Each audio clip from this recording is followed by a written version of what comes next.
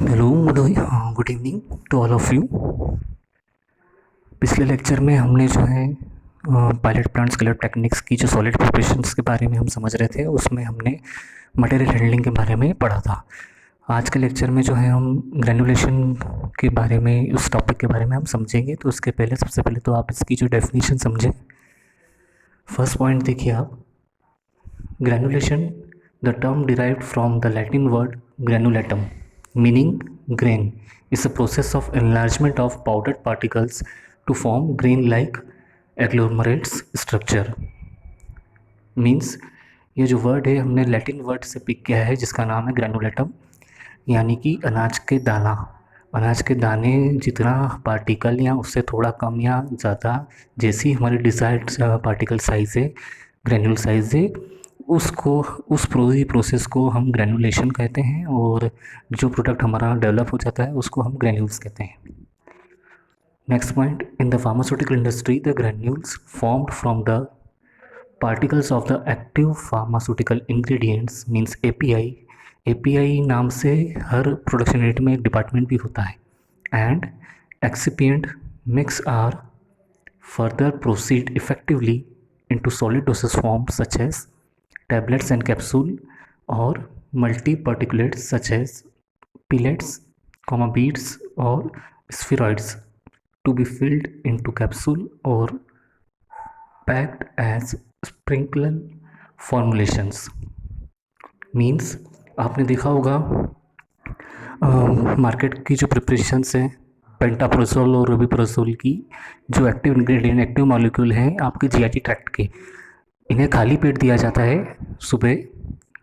और जब आप ये कैप्सूल खोल के देखेंगे पेंटाप्रोसोल का या ओमेप्राजोल का या रेबिप्राजोल या डोमपेरिडोन के कॉम्बिनेशन में, तो इनकी जो फॉर्मुलेशंस होती है वो ग्रेन्यूल फॉर्म में होती है इस एक्टिव कंपाउंड की।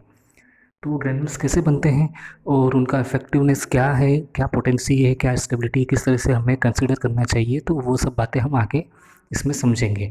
अगर हम चाहते हैं कि हमारे उस ग्रेन्यूल फॉर्म को हम किसी डोसेस फॉर्म में भी कन्वर्ट कर लें, तो उस डोसेस फॉर्म में भी वो कन्वर्ट हो जाता है। जैसे कि आपके पिलेट्स हुए, बीट्स हुए, स्फीरॉइड्स हुए, तो इनमें भी हम हमारे एक्टिव कंस्टिट्यूएंट को ग्रेन्युलेशन की मेथड के थ्रू ही बनाते हैं इन डोसेस फॉर्म को। क्यों क्यों ज़रूरत पड़ती है ग्रेनुलेशन की, क्या रीज़न है, तो उसको समझने के लिए आप यहाँ देखिए पेज नंबर 10 पे। The reason behind the formulation of granules by the process of granulation, the first reason is to improve the flow properties of the active ingredient and excipients. Second, to increase the apparent density of the powder. Third, favorable size distribution. Fourth, prevent the problem of caking, segregation and poor tableting performance in the downstream processing. Fifth, to change the particle size distribution so that the binding properties on compaction can be improved. Sixth point, a small amount of a potent active ingredient can be dispersed most effectively in a carrier granulation when the drug is dissolved in the granulating solution and incorporated into the batch during granulation। अब ये reasons जो हमने अभी 6 point में पढ़े हैं, वो उनका क्या मतलब है कि हमें ग्रेनुलेशन करने से क्या फ़ायदा हो सकता है, क्या एक्टिव इंग्रेडिएंट्स में पोटेंसी बढ़ सकती है। तो सबसे पहले तो फ्लो प्रॉपर्टीज उस पाउडर की बढ़ जाएगी ग्रेनुलेशन प्रोसेस में। उसके अलावा पाउडर की डेंसिटी भी जो है अपेरेंटली इंक्रीज़ होगी। साइज़ डिस्ट्रीब्यूशन, जितना कम साइज़ का पार्टिकल होगा जितनी, तो उतना ही वो इफ़ेक्टिव होगा, उसका एब्जॉर्प्शन रेट उतना ही अच्छा होगा। मतलब smaller the particle size larger the absorption of the active ingredient, ये आपने सुटिक्स में, लैकमैन में पढ़ा होगा। इसके बाद जैसे कि टैबलेट पंचिंग में हमें ये प्रॉब्लम सफ़र करनी पड़ती है कैकिंग की, या प्रोडक्शन में इक्विपमेंट में ये प्रॉब्लम आती है, टैबलेट पंचिंग में प्रॉब्लम आती है, पुअर टैबलेटिंग परफॉर्मेंस आ जाती है, सेग्रेशन होता है। तो ये सब प्रॉब्लम्स को अवॉइड करने के लिए हम ग्रेनुलेशन करते हैं। पार्टिकल की साइज़ को भी हम अपनी अपनी जो है रिक्वायरमेंट के हिसाब से वेरिएशन लेकर आते हैं, तो उसके लिए भी ग्रेनुलेशन की प्रोसेस इम्पॉर्टेंट है। इसके अलावा जो हमारा करियर है, जो बाइंडर कैरियर बाइंडर हम यूज़ कर रहे हैं तो वो भी अगर वो एक्टिव इंग्रेडिएंट है या एक्सिपिएंट है तो उसको भी हम प्रॉपरली इसमें मिक्स करके और ग्रेनुलेशन प्रोसेस के थ्रू उसको और अच्छा पोटेंसी ड्रग की बढ़ा सकते हैं। नेक्स्ट पेज नंबर 11 पे आप देखिए। Next point, common granulation techniques include wet granulation, dry granulation and hot melt granulation. Means granulation की प्रोसेस को करने के लिए किन किन मेथड, किन किन टेक्निक का इस्तेमाल होता है। तो सबसे पहले तो हम बात करेंगे वेट ग्रेनुलेशन की। इसमें क्या होता है, liquid generally a binder solution is added to facilitate wetting and agglomeration of a powder blend. The wet mass subsequently is dried and screened to obtain granules with desired size. जिस तरीके से हम जो है घर में, हमारे घरों में, किचन में हम आटे को गूंथते हैं, मैदे को गूंथते हैं, उसी तरीके से यहाँ पर वेट ग्रेनुलेशन मेथड में हम जो पाउडर है हमारा एक्टिव इंग्रेडिएंट और एक्सिपिएंट उसको प्रॉपरली ब्लेंड करेंगे, ब्लेंडर में प्रॉपरली मिक्स करेंगे ताकि जो है आपका एक्सिपिएंट और जो एक्सिपिएंट था आपका कोर्सली पाउडर था और आपकी ड्रग थी जो फाइन पाउडर थी, तो वो आपस में प्रॉपरली मिक्स हो जाए, ब्लेंड हो जाए। उसके बाद जो हम बाइंडर उसमें ऐड करेंगे तो बाइंडर जो होगा वो सॉल्यूशन फॉर्म में होगा, लिक्विड होगा। तो हम उसको जो है दोनों को मिक्स करके, किसको, आपके पाउडर को और सॉल्यूशन को, बाइंडर सॉल्यूशन को मिक्स करके एक लंपी मास बनाएंगे थोड़ा सा, और उस मास को जो है ड्राई करने के लिए रखेंगे और उसको फिर पर्टिकुलर सीव से पास करेंगे तो हमें हमारी डिज़ायर्ड पार्टिकल साइज़ का ग्रेन्यूल मिल जाएगा। यह होती है आपकी वेट ग्रेनुलेशन प्रोसेस। इसमें इक्विपमेंट कौन कौन से आपके यूज़ होंगे। सबसे पहला तो जो कॉमनली इक्विपमेंट यूज़ होता है वो है सिग्मा ब्लेड मिक्सचर, अधिकतर कंपनियों में यही होता है। उसके अलावा कुछ जो है हाई प्रोडक्शन वाली जो यूनिट्स हैं उसमें heavy duty planetary mixture use होता है।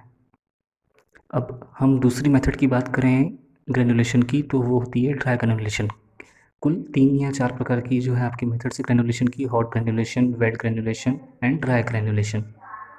तो हमने वेट ग्रेनुलेशन समझा, अब हम समझेंगे dry granulation.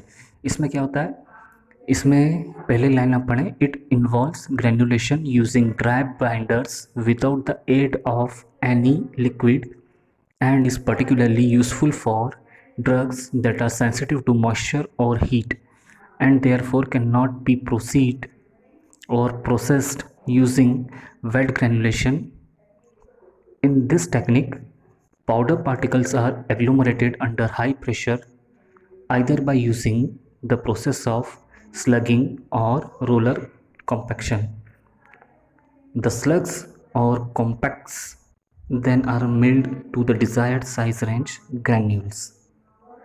Means dry granulation simple method है। इसमें क्या होता है कि हम किसी भी प्रकार का कोई लिक्विड बाइंडर यूज़ नहीं करते।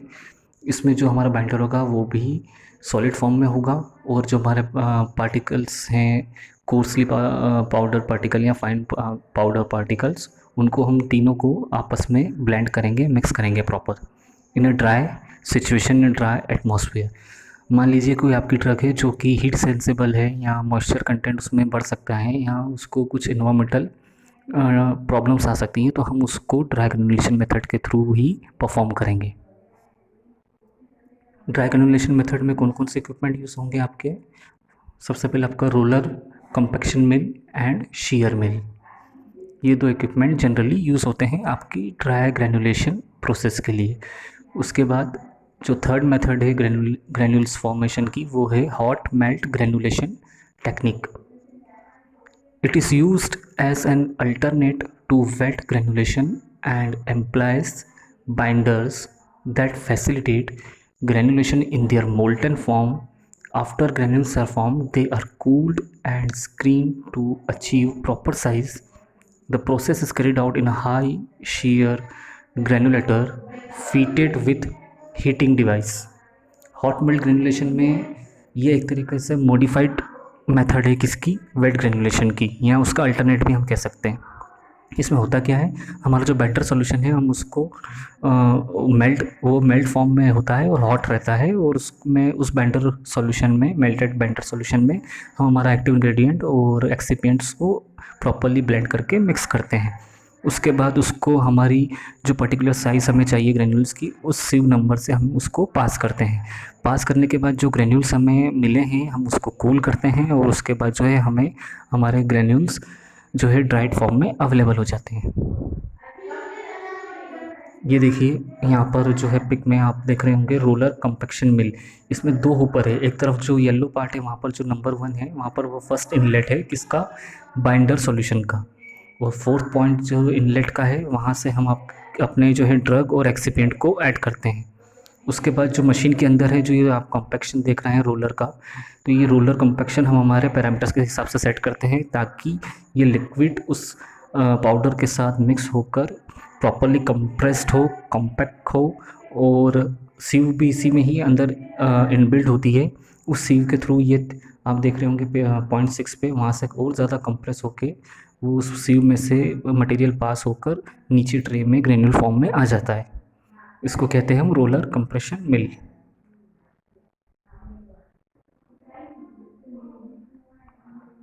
फिर ये नेक्स्ट पिक में आप देखेंगे शेयर मिल।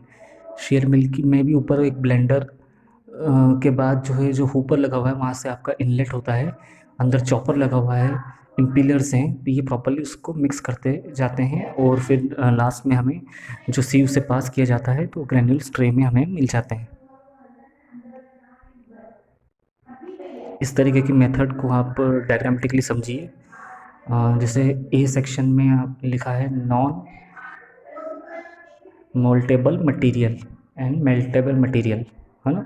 ब्लैक में मेल्टेबल मटेरियल है और जो ब्लैंक डॉट्स हैं वो नॉन मेल्टेबल मटेरियल है। इन दोनों को हीट किया और मेल्ट करके हमने हमारे प्रोडक्शन यूनिट में आगे प्रोसीड किया तो प्रॉपरली डिस्ट्रीब्यूशन हो गया किसका, मेल्टेड और नॉन मेल्टेड मटेरियल का। उसके बाद उनको कंप्रेस किया तो ये एक बंच फॉर्म में हमारे पास अवेलेबल हो गए, यानी ग्रेनुलेटिंग फॉर्म में हमारे पास अवेलेबल हो गए। अब अगर बी पॉइंट पे हम देखें तो हमारा नॉन मेल्टेड मटेरियल और मेल्टेड मटेरियल मींस आपका बाइंडर जो आपने मेल्ट किया है और एक्सिपिएंट और ड्रग जो नॉट मेल्टेबल मटेरियल है, उन दोनों को प्रॉपरली मिक्स करके हमने मेल्ट करके हीट किया और हमें जो है इमर्शन मिला एक ग्रेनुलेशन के बंच फॉर्म में। इस प्रोसेस को हम हॉट मेल्ट ग्रेनुलेशन मेथड या हॉट मेल्ट ग्रेनुलेशन टेक्निक कह सकते हैं। क्या क्या हमें ध्यान में रखना चाहिए ग्रेनुलेशन या ग्रेनुलेटिंग यूनिट के लिए बारे में या ग्रेनुलेशन प्रोसेस के बारे में, तो सबसे पहले तो टाइम। आपका जो ग्रेनुलेटिंग टाइम है वो कितनी टाइम इंटरवल में आपको परफॉर्म करना है, कितनी ड्यूरेशन आपको चाहिए होती है और किस टाइमिंग में वो हमें फिनिश फॉर्म में मिलेगा, तो यह सारा डाटा भी हमारी कंपनी को होना चाहिए। इसके अलावा ग्रेनुलेटिंग टेम्परेचर, जैसे कि हमने बात की ड्राई ग्रेनुलेशन में कि अगर कोई हीट सेंसिबल मटेरियल या ड्रग है या कंपाउंड है तो उसको हमारा जो है ग्रेनुलेशन प्रोसेस में अगर आप प्रोसीड कर रहे हैं तो उसका टेम्परेचर कितना होना चाहिए। तो हमें ये सबसे पहले ध्यान रखना होगा कि हमारा जो कंपाउंड है उसका फिजियोकेमिकल प्रॉपर्टीज़ क्या हैं और हीट सेंसिबल है या नहीं है, इन्वायरमेंटल उसकी कंडीशंस क्या हैं, तो उस हिसाब से हमें ग्रेनुलेशन की टेक्निक को चूज़ करना चाहिए। इसके अलावा ग्रेनुलेटिंग फ्लूइड जो आप बाइंडर सॉल्यूशन ले रहे हैं तो वो किस प्रकार का है, मान लो अगर उसकी विस्कोसिटी ज़्यादा है तो भी वो प्रॉब्लम क्रिएट करेगा, अगर उस लिक्विड की विस्कोसिटी कम है तो भी वो फ्लो प्रॉपर्टीज़ में जो है आपके इक्विपमेंट में प्रॉब्लम क्रिएट करेगा और प्रॉपर साइज़ का डिस्ट्रीब्यूशन यूनिफॉर्म नहीं होगा किसका, ड्रग का, और इससे जो है आपकी ग्रेन्यूल्स की पोटेंसी कम हो सकती है। तो हमें उस बाइंडर फ्लूइड के बारे में भी कंसिडर करना चाहिए, ध्यान करना चाहिए। उसके बाद स्पीड ऑफ ग्रेनुलेटिंग इक्विपमेंट, जो इक्विपमेंट है उसकी प्रोसेस कैसी है, उसकी स्पीड क्या है, हमें इन बातों को भी ध्यान में रखना चाहिए हमारी कंपनी के प्रोडक्शन यूनिट के लिए। इसके अलावा क्या क्या प्रॉब्लम्स हो सकती है ग्रेनुलेशन प्रोसेस में, अगर आपका ग्रेनुलेशन प्रोसेस इम्प्रॉपर वे में हुआ है तो वो प्रॉपर वे में किस तरीके से कंडक्ट होगा और किस तरीके से हमारी जो प्रोसेस होगी उसमें क्या क्या प्रॉब्लम्स होगी, तो वो प्रॉब्लम्स को रेक्टिफाइड करने के लिए हमें पहले किन बातों का ध्यान रखना चाहिए वो सब आप इसमें पढ़ सकते हैं। Granulation poses numerous challenges due to high quality requirement of the formed granules in terms of content uniformity and physiochemical properties such as granule size, bulk density, porosity, hardness, moisture content, compressibility, etc. together with physical and chemical stability of the drug. Means the process you are conducting the granulation and how you can perform and which type of problems are generated during improper granulation of your product. So you have to decide about the physiochemical properties and you have to make a proper data that your technique is properly work in your production unit. Physicochemical properties में हमें क्या क्या ध्यान में रखना पड़ता है? Granulating size, bulk density, porosity, hardness, moisture content, compressibility. अगर आपका ग्रेन्यूल इम्प्रॉपर वे में बना है तो ये सारी फिजिकोकेमिकल प्रॉपर्टीज़ और स्टेबिलिटी ड्रग की डिग्रेड हो सकती है, हार्म हो सकती है या पोटेंसी उस ड्रग की कम हो सकती है। मॉइस्चर कंटेंट या तो बढ़ सकता है तो ज़्यादा हो सकता है। हार्डनेस आपकी जो है ग्रेन्यूल्स की कम हो सकती है, ज़्यादा हो सकती है। बल्क डेंसिटी में फ्लक्चुएशन आ जाएगा। इसके अलावा पोरोसिटी जो है वो फ्लक्चुएट होगी। कंप्रेसिबिलिटी रेट इंक्रीज़ होगा या डिक्रीज़ होगा। तो इस तरीके की जो है प्रॉब्लम्स को रेक्टिफाइड करने के लिए हमें ग्रेनुलेशन की जो प्रोसेस है उसको अच्छे से कंडक्ट करना चाहिए अपनी प्रोडक्शन यूनिट में। इसके बाद जो बाइंडर्स आप यूज़ करेंगे तो बाइंडर के बारे में आप थोड़ा समझें पहले। Binders are used in tablet formulation to make powders more compressible and to produce tablets that are more resistant to breakage during handling. Tablet बनाने के बाद उसको पैकेजिंग से dispatching, storage, transport, wholesaler, retailer, इतनी सारी चीज़ों से गुजरना होता है। तो इस दौरान यदि टैबलेट में क्रैक आ जाए या टूट जाए या उसमें कुछ प्रॉपर फंक्शनिंग ना हो पाए या प्रॉपर पैकेजिंग ना हो पाए तो भी दिक्कतें आती है। तो उसको रेक्टिफाइड करने के लिए बाइंडर का यूज़ किया जाता है। बाइंडर का काम क्या होगा? वो आपके टैबलेट मॉलिक्यूल में जो मॉलिक्यूल एक्टिव इंग्रेडिएंट्स हैं और एक्सिपेंट्स हैं उनको कंबाइन फॉर्म में, एक कंप्रेस फॉर्म में रखेगा। Second point, some of these are added in the dry state and impart their binding properties when exposed to the granulating fluid. Others are dissolved or dispersed in the granulating fluids. In some instances, the binding agent imparts viscosity to the granulating solution. As a result, transfer of fluid become difficult. अगर आपको import करना है एक lab से दूसरी lab में आपके binder solution को, या एक इक्विपमेंट से दूसरे इक्विपमेंट में, या इक्विपमेंट के अंदर ही उसकी फ्लो प्रॉपर्टीज़ को मेंशन करना है, तो अगर आपके बाइंडर की विस्कोसिटी ज़्यादा है तो भी वो डिफ़िकल्टी क्रिएट करेगा। तो हमें विस्कोसिटी, जो भी बाइंडर हम लिक्विड फॉर्म में ले रहे हैं उसको भी कंसिडर करना चाहिए, ध्यान में रखना चाहिए। If the problem is anticipating during the formulation stage, the viscosity of the granulating solution can be adjusted so that scallop problems of this can be avoided. This problem can be overcome by adding some or all binding agents in the dry powder prior to granulation. इस तरीके की problem को avoid करने के लिए जो भी binder हम यूज़ कर रहे हैं, बाइंडिंग एजेंट्स यूज़ कर रहे हैं, उनको ड्राई फॉर्म में, पाउडर फॉर्म में ग्रेनुलेशन की प्रोसेस के पहले ही हम थोड़ा सा ऐड कर सकते हैं। Some commonly use binders are gelatin, acacia, tragacanth, methyl cellulose, ethyl cellulose, hydroxy propyl cellulose and polyvinyl pyrrolidone. ये कुछ कॉमन बाइंडर्स हैं जो कि जनरली टैबलेट फॉर्मुलेशन में यूज़ होते हैं या ग्रेनुलेशन में यूज़ होते हैं। इसके बाद नेक्स्ट स्लाइड में आप देखेंगे, same granulation when prepared in production sized equipment take on a dough like consistency and may have to be subdivided to more granular and porous mass to facilitate drying. This can be accomplished by passing the wet mass through an oscillating type granulator with a suitably large screen or a hammer mill with either a suitable large screen or no screen at all. ये जो आप pick में देख रहे हैं ये lumpy मास है, और जो ये आप मशीन देख रहे हैं यहाँ पर ये ऑक्सीलेटर टाइप ग्रेनुलेटर है। इसमें हैमर मिल भी इनबिल्ड है। ये जो लंपी मास, जब आप इसको ग्रेनुलेशन प्रोसेस को कर लेते हैं या किसी भी मेथड के थ्रू आप ग्रेन्यूल्स के लंप मास ग्रेन्यूल बनाने के पहले एक लंप मास बन जाता है, तो उसको हम इस ग्रेनुलेटर में ऐड करते हैं और हैमर मिल जो है उसको जो रिक्वायर्ड साइज़ है उसमें प्रॉपर डिस्ट्रीब्यूशन के साथ उसकी पार्टिकल साइज़ को मेंटेन करता है। अब एप्लीकेशंस क्या हैं ग्रेन्युलेशन की? To increase the uniformity of drug distribution in the product, to densify the material, to enhance the flow rates and rate uniformity, and to reduce the dust and other cross contamination. आज के लिए बस इतना ही। इसके बाद की जो methods हैं वो हम अगले लेक्चर में समझेंगे। यदि इसमें कुछ प्रॉब्लम आपको आती है आप मुझसे क्वेश्चन मैसेज में कर सकते हैं। Thank you very much.